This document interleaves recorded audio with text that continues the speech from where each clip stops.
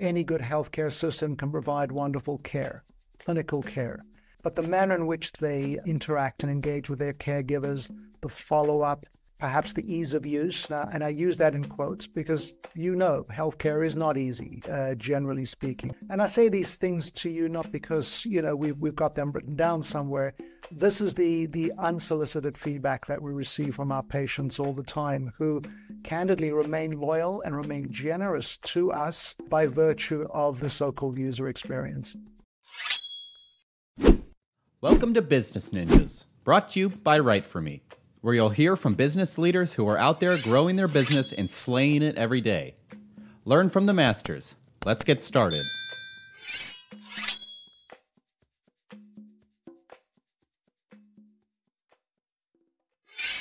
Hi, and welcome to another episode of Business Ninjas. I'm here today with David Sylvan, Chief Strategy, Innovation, and Marketing Officer at University Hospitals. David, how are you today? Excellent, Andrew. Thank you for having me. It's my distinct pleasure. Please tell us a little bit about yourself and about University Hospitals. University Hospitals is a healthcare system in Northeast Ohio. We are an academic, for-profit healthcare system. We have long-dated affiliation agreements with Case Western Reserve University, a more newly minted affiliation with NeoMed, which is another health school in our geography. About 33 or so thousand associates.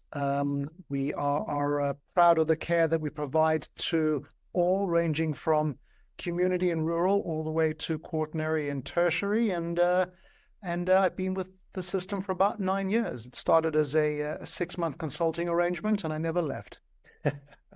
And tell me about your new and lengthy multi-headed title.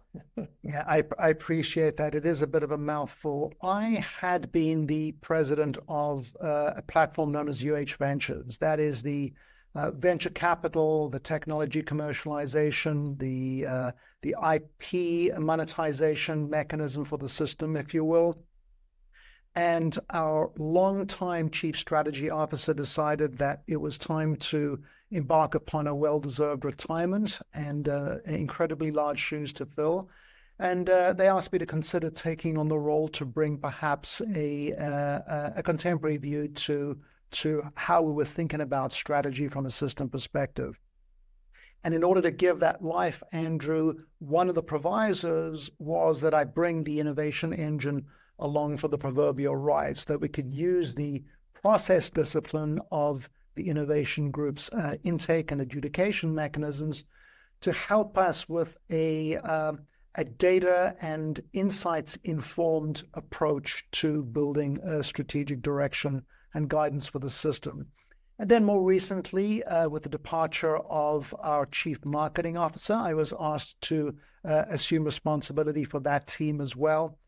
And there is a common thread between innovation, strategy, and marketing. And that common thread is, of course, data. And so we are looking to not only in word, but in actual deed, bring the three groups together where appropriate in order to sort of bolster the manner in which we go to market from a marketing, innovation, or strategy standpoint. Most people who had held the title president would be looking to lighten their lift moving forward. I applaud your moxie. What's the origin story of University Hospitals and the overarching group that runs the show there? 160-plus-year-old system, and it was the coming together of both an academic mission as well as a focus on patient care, caring for the most needy, revolutionary and revelationary in many of the things that it's done over the course of its storied timeline. It has grown through acquisition as well as organically. But we've never lost focus on the fact that we are the proverbial hometown team and that we care for all in the community, regardless of their capacity or capabilities to cover the expense load of their care. And we're fortunate now to be treating the fourth and fifth generations of families that had been in the region from the outset. And proud to be part of this storied organization. 160 years. And what is the current footprint? How many hospitals and medical facilities, and how far and wide are you serving? We serve a 19 or so county footprint in Northeast Ohio, 21 hospitals. And again, you can count in different ways. Some would say 25, depending on the manner in which you measure the underlying. And, those range, of course, from, as I said, the rural and community footprint all the way to our research and flagship academic centers. Amazing. And what would you say differentiates all of the facilities that are housed under the umbrella of university hospitals? What makes you stand out from, I hate to use the term competition, because we are talking about medical care and human beings at the end of the day, but humans do shop for medical providers and look for reviews and cost effectiveness and all those things, much they do for any other service. Differentiation comes through the experience, Andrew. I think it's fair to state that any good healthcare system can provide wonderful care, clinical care. But the manner in which the individual is treated when they cross the proverbial threshold, the manner in which they interact and engage with their caregivers, the follow-up, perhaps the ease of use, and I use that in quotes because healthcare is not easy, generally speaking, but from a comparison perspective. And I say these things to you not because, we've got them written down somewhere. This is the unsolicited feedback that we receive from our patients all the time, who candidly remain loyal and remain generous to us by virtue of the so-called user experience. Excellent. Well, hey, the proof is in the pudding, and there is no more important in terms of, customer service than the healthcare industry, right? I mean, people have to feel trusted. They have to feel safe. They have to feel valued. And, 160 years of care kind of speaks for itself. Tell me about the challenges of sustaining and growing a business like yours through the COVID years and beyond. You can't let an awful event go wasted from the perspective of the learnings. What I'm tremendously proud of was the manner in which everyone, regardless of their designation or their place within the organization, essentially downed their day job tools to lean into ensuring that we remain viable, that we kept our colleagues safe, and we did the best to care for and keep our patients safe. We learned that we can actually move at the speed of business and not necessarily at the glacial speed of healthcare or academics. Now, of course, you tend to mean revert when the crisis is no longer at hand. What we've attempted to do, Andrew, is create a quasi-contrived threshold of heightened sensitivities, if you will, in order to ensure that we continue to create pace when it comes to some of the decisions that we need to make and some of the actions that we need to execute against. We're not batting 1,000, no one will, but we did heed the lessons of COVID from the standpoint of what we're capable of. I think the other lesson that it taught us is that we can reach across proverbial aisles and partner, and that we can reach across industry aisles and forge strategic partnerships outside of healthcare in order to solve for a common goal. And we did that repeatedly, and those relationships continue to this day. I fear the challenge is not over. I know a number of people chewing on yet another round of COVID as we speak. I see it spiking in nearly 30 states. So correct. I appreciate your vigilance in that context, because it is here to stay, I'm afraid. That's the nature of viral infections and things like that. That's right. Let's put on your marketing hat for a moment. Tell me about what role content has played in the growth of university hospitals. I know you guys put a lot of efforts into content.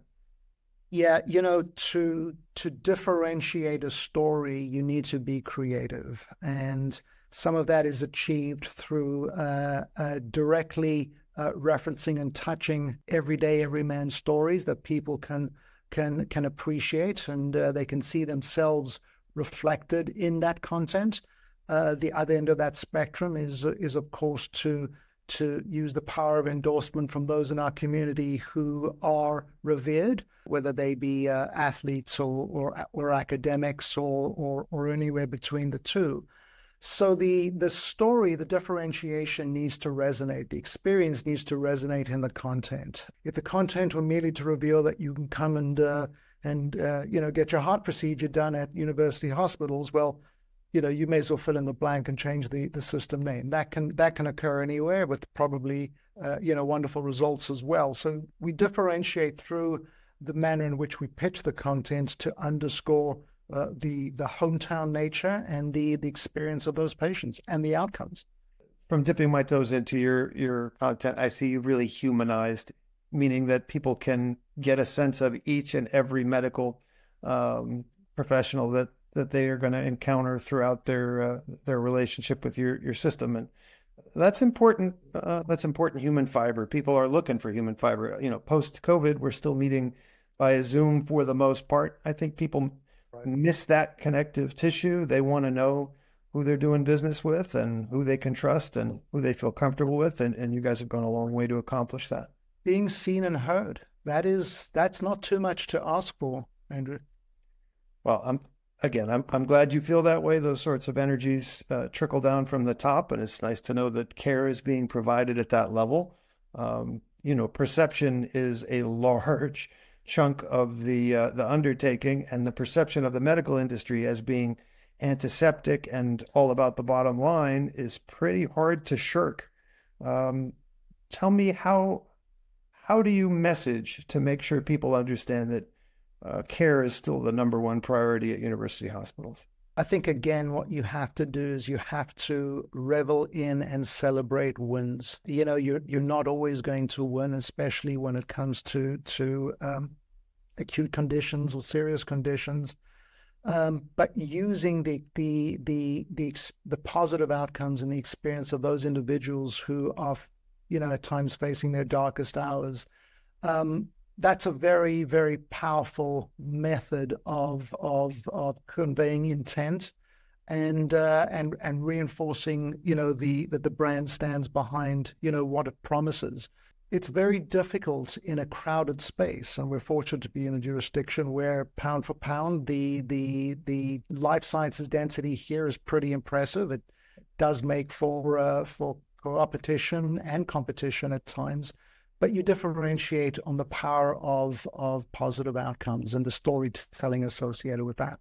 Excellence will always win out, and humanity is part of the process, right? It has to be. Look down the road a year from today. What are some things you'd like to be celebrating personally and professionally? Well, professionally, we have a number of unmet goals from the perspective of the stabilization of a new EMR. We went live on Epic last year, and we understand that the time it takes for that to stabilize is a process, and we need to give the process time to unfold. So a year from now, looking forward to stabilization from that perspective. There are certain transactions that we're working on that are novel, that we hope to have consummated by that point in time.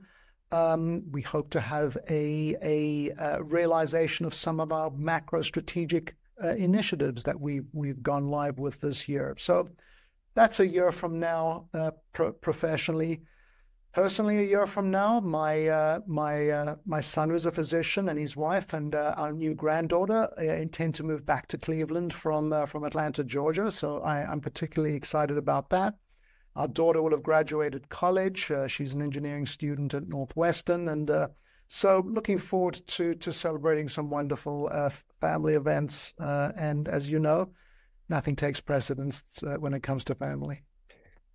Again, you wear a lot of hats, which includes grandpa and things like that. I hope that no one else in your system retires, handing you yet another torch to carry. You and me both.